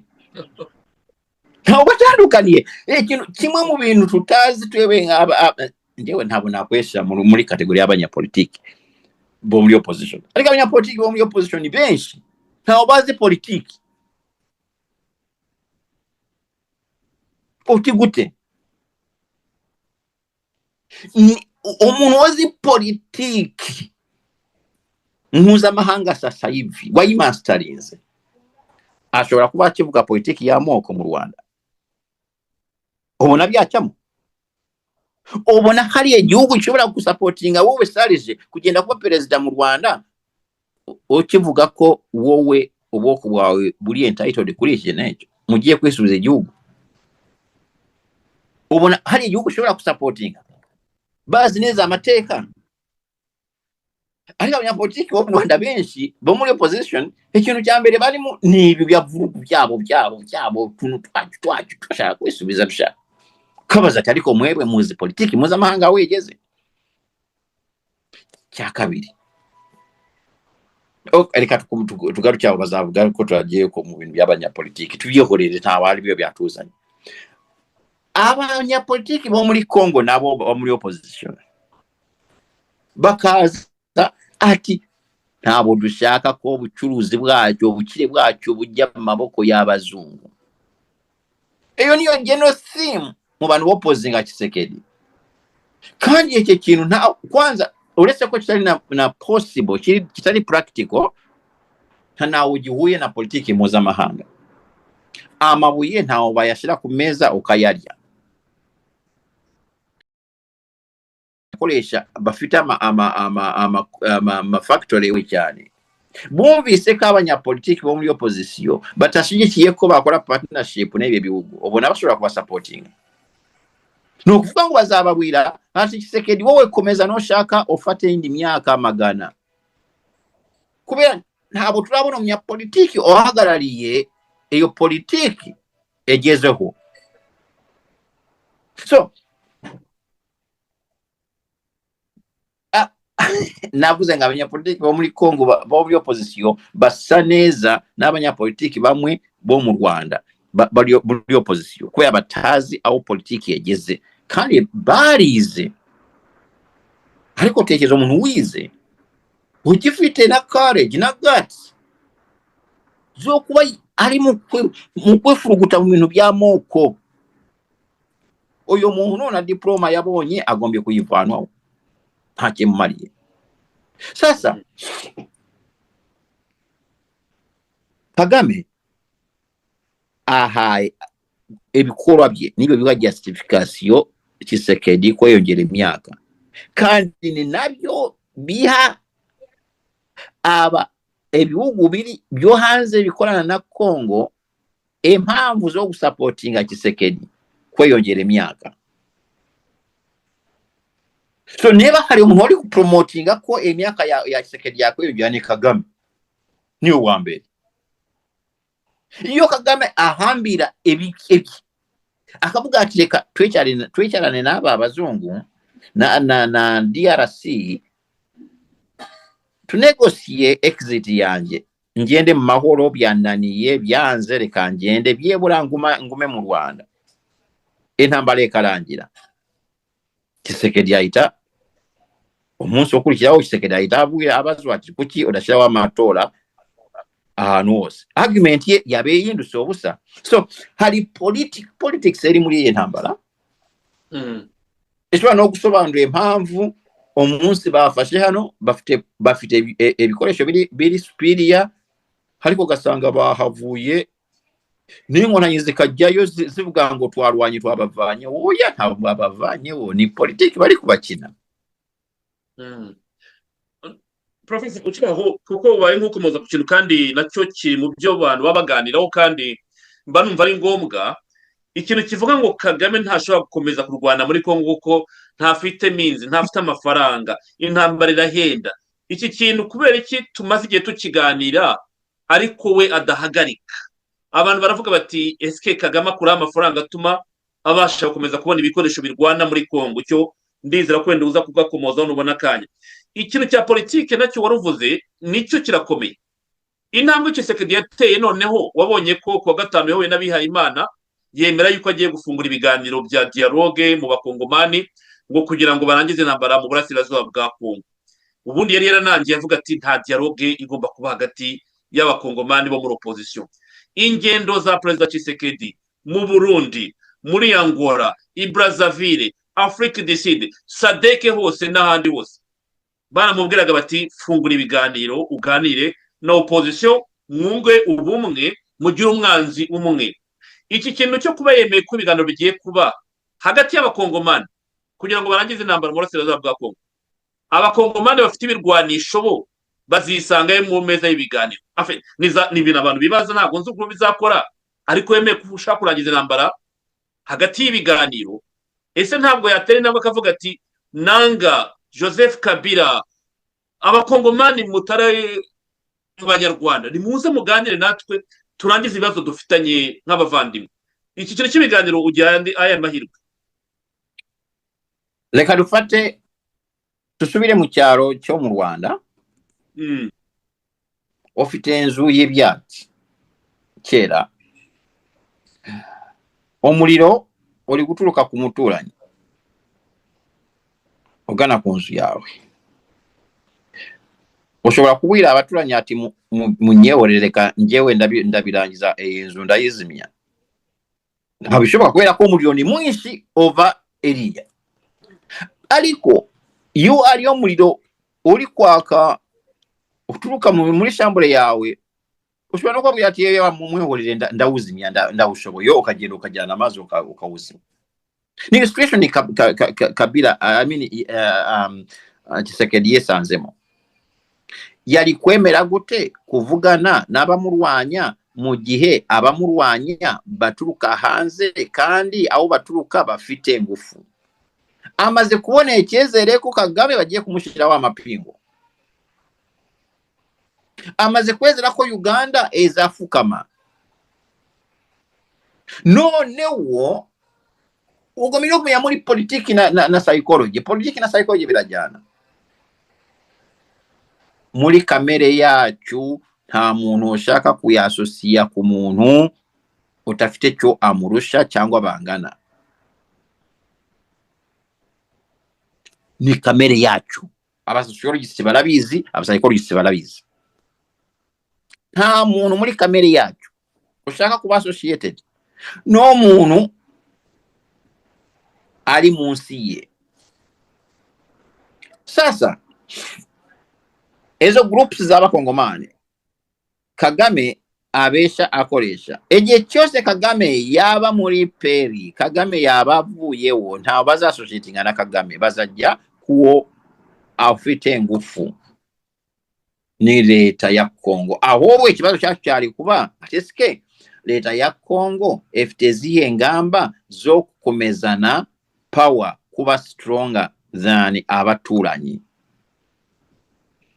Abe stronger militarily, babe stronger politically na economically. Ezo strategy nezo Kongo ikeneye, ebisigaye bizaba automatic. So Kabila Tshisekedi ali kubona Kagame agiye buri munsi w'entambara Kagame arushaho kuba weaker, kuba faiblesse ye yongera. Mu gihe Tshisekedi we yeyongera buri munsi hejuru kuzamuka. So eje cyose Kabila Tshisekedi yashobora kumaintaininga eyo momentum yo kuzamuka nta kibazo yemeye kuvugana n'abali abanye Kongo mu gihe bazaba batagifite base ebasunika. Bavaneho base ebasunika uko abikoze politically, militarily, diplomatically abikoze, noneho kuganira aba bantu ni consequence ntabari fundamental. So ngira ngo niyo sense ngewe mbibona mo nini ubu sasa hivi aho Kagame ageze, Tshisekedi kwanga kuganira nabo bantu abashaka kwekorera umuzigo w'ubusa aho abayehemukiye, kubera sasa hivi Kagame ageze aho yamushakaga.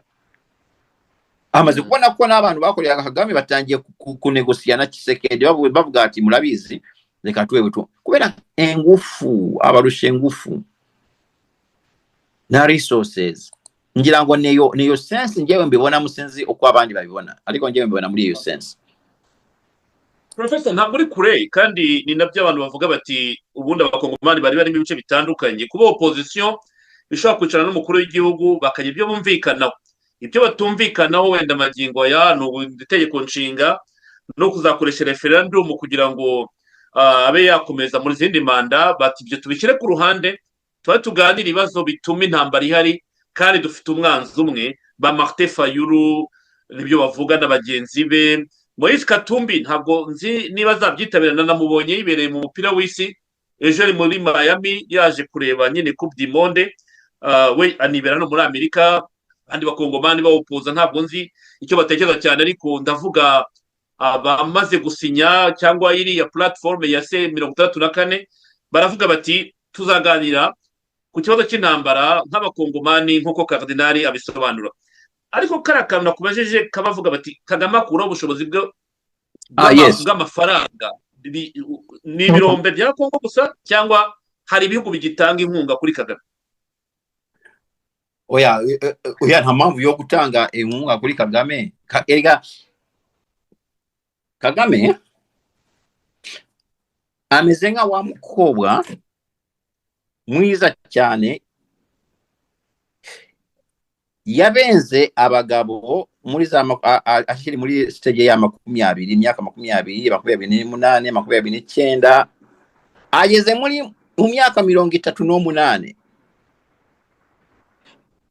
Ubwiza bwe bwararangiye, no Mungu sasa ugiye kumutereta abamufashije kubera yararenze imyaka. Yirataga mu myaka iriya yaho hasi afite ariyo mu komisioneri, ariko sasa hivi ntabwo agifite iyo status, dore ko nibyo abayibye babifunze ntaho bijya ku isoko. So nta muntu wavuga ngo agiye kumutera inkunga sasa hivi. No muntu ofite cyo amuha akimuwa mubwira ati nyohereze biro, nyohereza Diamond ageze kuri ebiro bingahe nkohereze ebi nebi. Yewe no kubona deni biramugora sasa hivi, kubera erega politiki mpuzamahanga iragatsindwa, barabara buri kintu cyose. Ndakura mwangaye byari ni business. Kagame ntabagifite ecyo atanga. Kagame ecyo yatangaga gikomeye nacyo cyatumaga yirata, ni bwabwiza bw'abakoba bamwe bajya beratana bakiri batoya batazi ko bizarangira. Imyaka irajyana ubwiza nyine wisura. Kagame yagezaho cyangwa ari aho muri situation nta muntu ukimuvugisha ushaka deals ziri serious.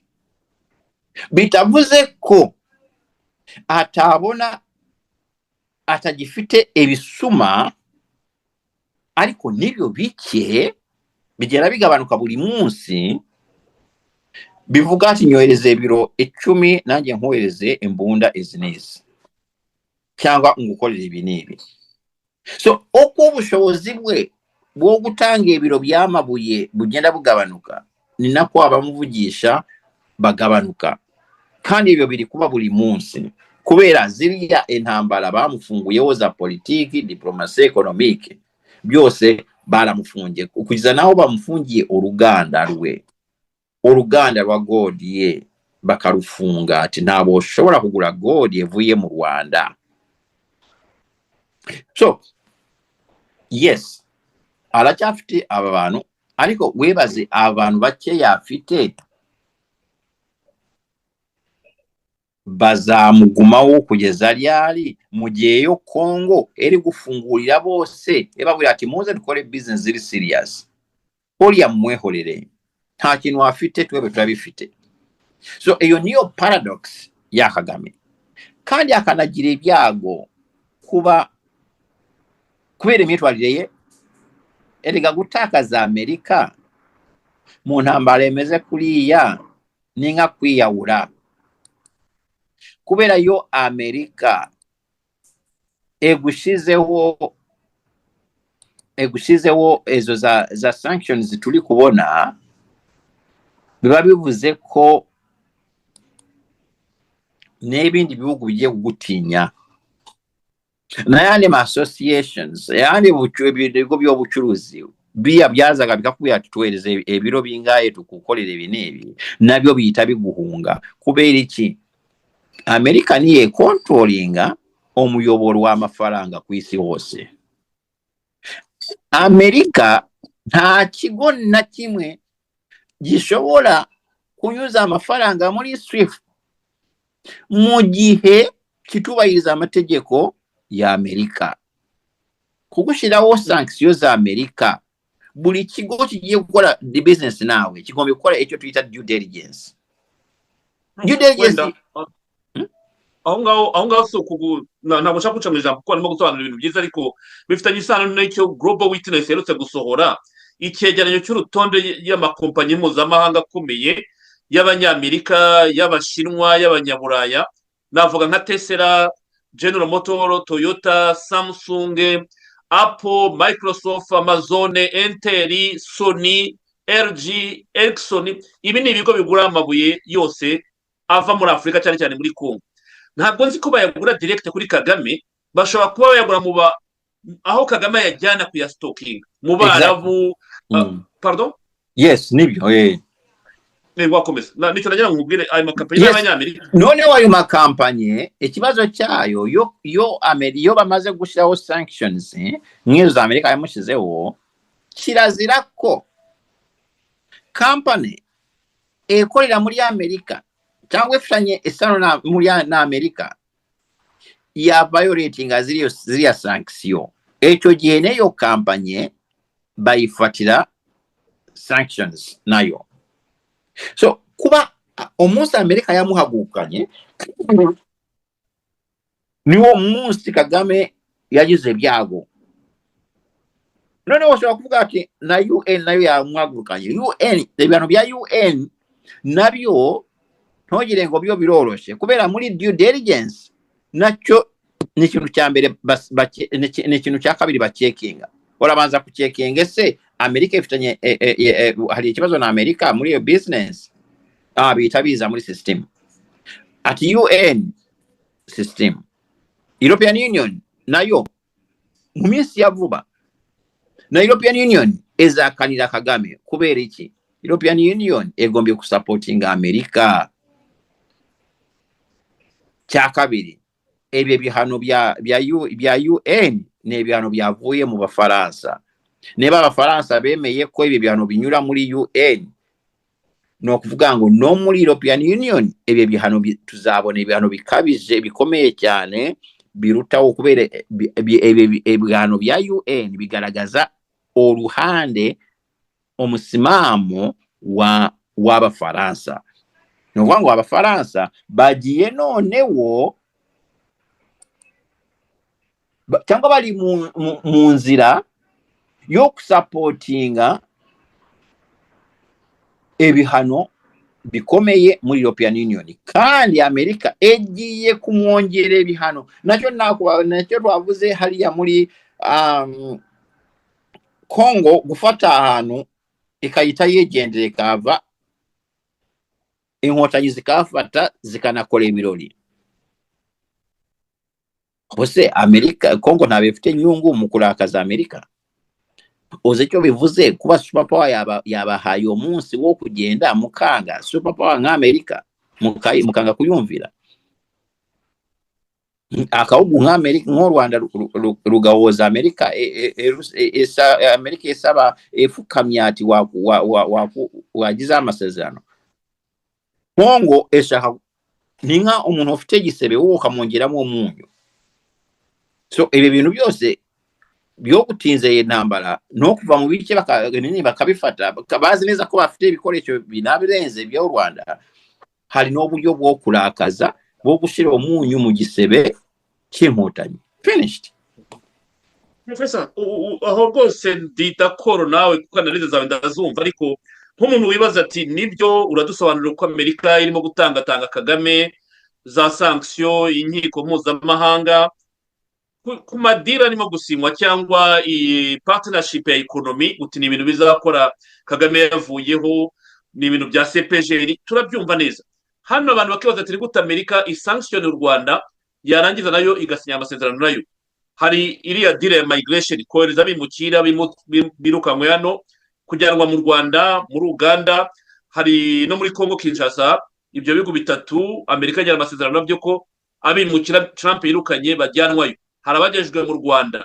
Warangiza ukavuga uti Amerika irasinyana n'u Rwanda mu bintu bya nuclear, energy development, hari ibintu bya mining supply, critical minerals, Amerika irasinyana n'u Rwanda.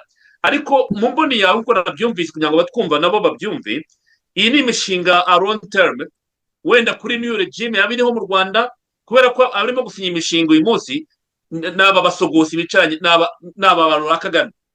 Ese twavuga yuko ku ruhande rumwe urasanctiona regime kandi bamwe bazacirwa imanza, ariko urakorana amadire nanone wenda y'igihe kirekire n'abazaba basimbuye Kagame? Nge niko nabyumvise, ariko mu mboni y'abandi bafite nabo uko babyumva. Uyu mugenzi wacu dukurikiye Fulgence ati kuki batakiraho sanction kuri Kagame immediatement uyu munsi, kubera iki akomeje kwidegembya sanction kuri yo kugira ngo twemere ko zamujeho? Uravuga uti bamwimye viza kuza muri Amerika, ariko se sanction bakira ku mukuru w'igihugu buri wese akayibona yaza mu Yesu forme bwana Kamba. Ega hari ikintu tajya twibuka kenshi, igihugu cyatandukana na perezida wacu. Igihugu kiworaho perezida avaho.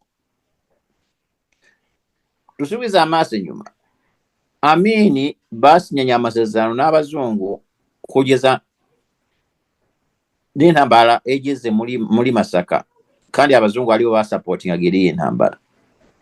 So igihugu gusinya nk'iya memorandum of understanding Amerika yasinyiye ku bintu bya nuclear,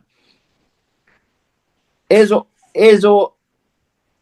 agreements ahanini ziba ziri muri area Twitter balance of power system, geopolitics.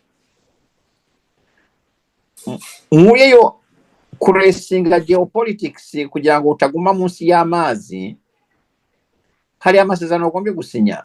Anyway, sino ozasanga iyo area abandi bayo occupy.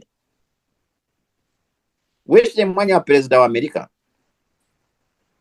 agomba gusinya amasezerano n'ibihugu byose harimo n'u Rwanda, kubera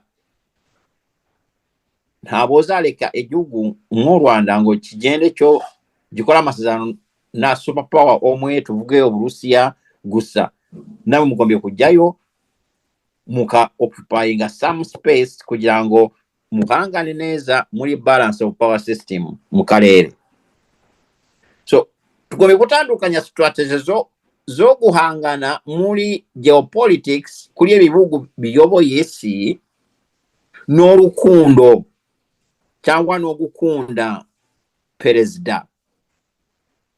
N'obo waba mubi gute hari amasezerano ogombye gusinya kugira ngo ebyo bihugu bikomeze kugira ku maintaininga strategy zabyo mu karere runaka cyangwa ku isi yose.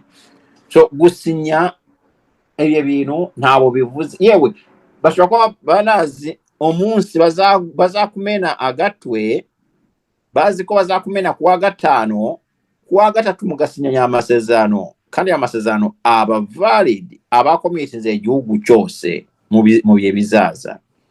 So gusinya amasezerano ntaho bivuze urukundo, harimo ku maintaininga balance muri balance of power system.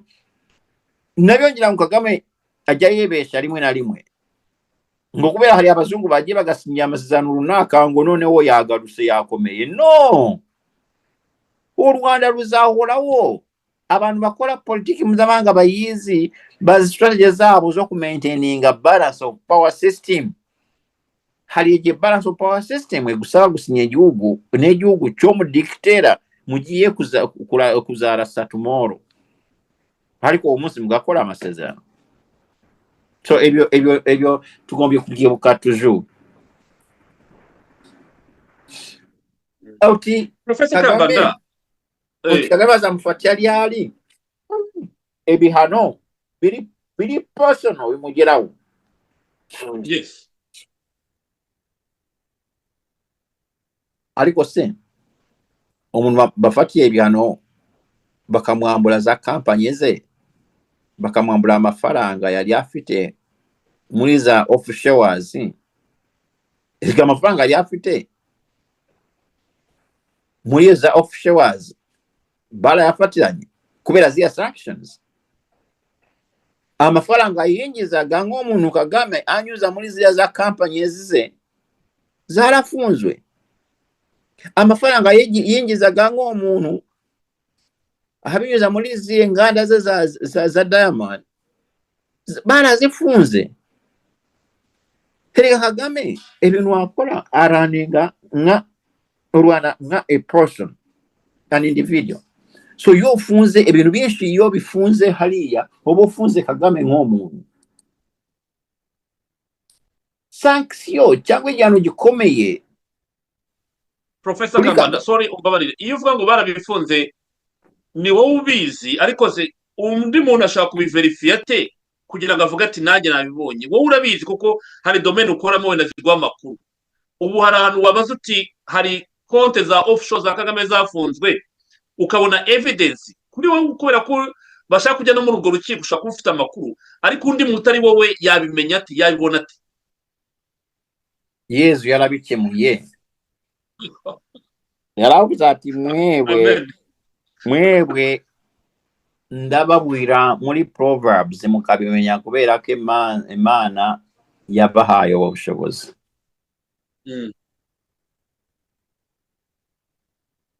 Sasa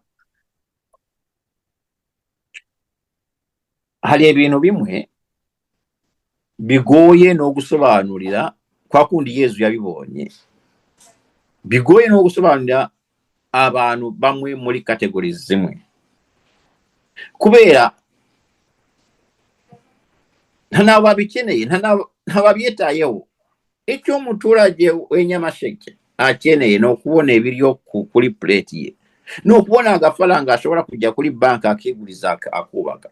Ni ebyo nibyo umuturage aba ari preoccupied with. Ibintu byo ku system zikora, ibintu byo ku International Bank of Settlement gota umuntu cyangwa igihugu, ibi byose abantu abenshi nabashaka no kubyumva, nta nabo babikeneye. Ariko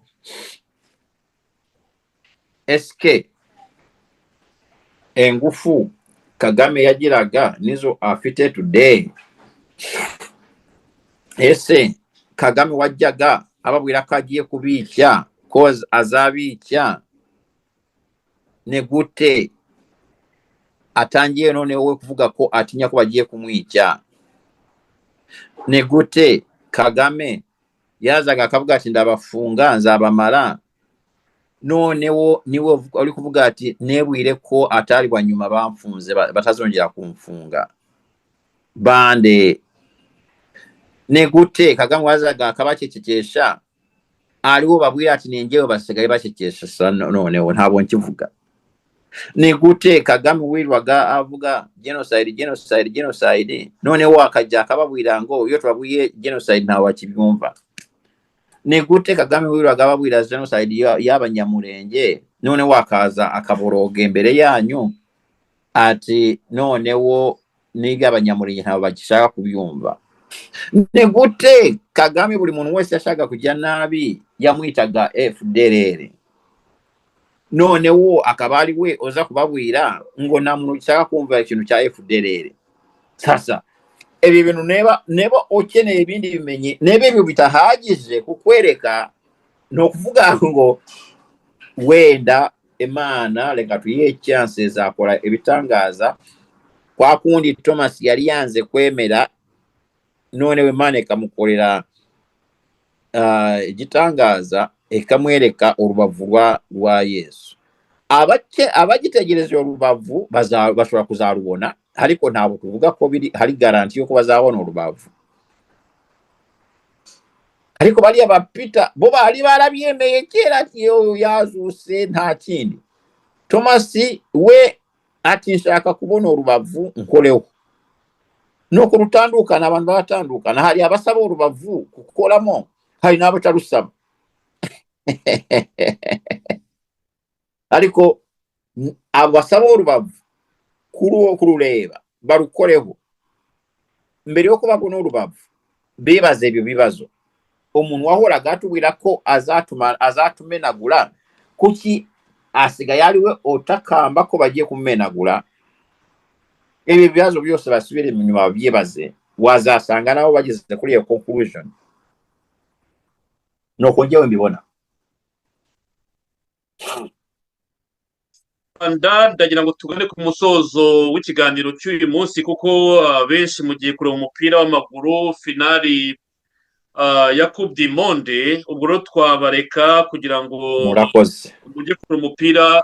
Ndagira ngo ushimire mu izina ry'ubuyobozi bwa Radio Itahuka, kandi nongera kugusaba nk'uko nabikubwiye dutangira ko hari abifuza ko twazaganira ku butabera gusa ku kibazo cya Dr Eugene Rwamucyo. Bigukundiye rero muri iyi minsi ko ni topic abantu barimo kwibazaho, izi nkiko mpuzamahanga. Twavuze ku bya jenoside ko Kagame bitagifata, ariko aracyajyana abantu mu nkiko bakabakatira imyaka 30 cyangwa burundu. Abenshi rero cyane cyane mu gihugu cy'Ubufaransa barifuza ko twazabikora n'ikiganiro, bakaza bakabana nawe. Iyi ngingo ikazaba yaba nk'ikiganiro cy'amasomo ku butabera mpuzamahanga nk'uko twabivuze mbigusaba. Wakoze cyane rero, niba nta kindi wavuga wakwisikiza noneho tukazakurikirana mu biganiro byacu bitaha. Thanks, murakoze cyane.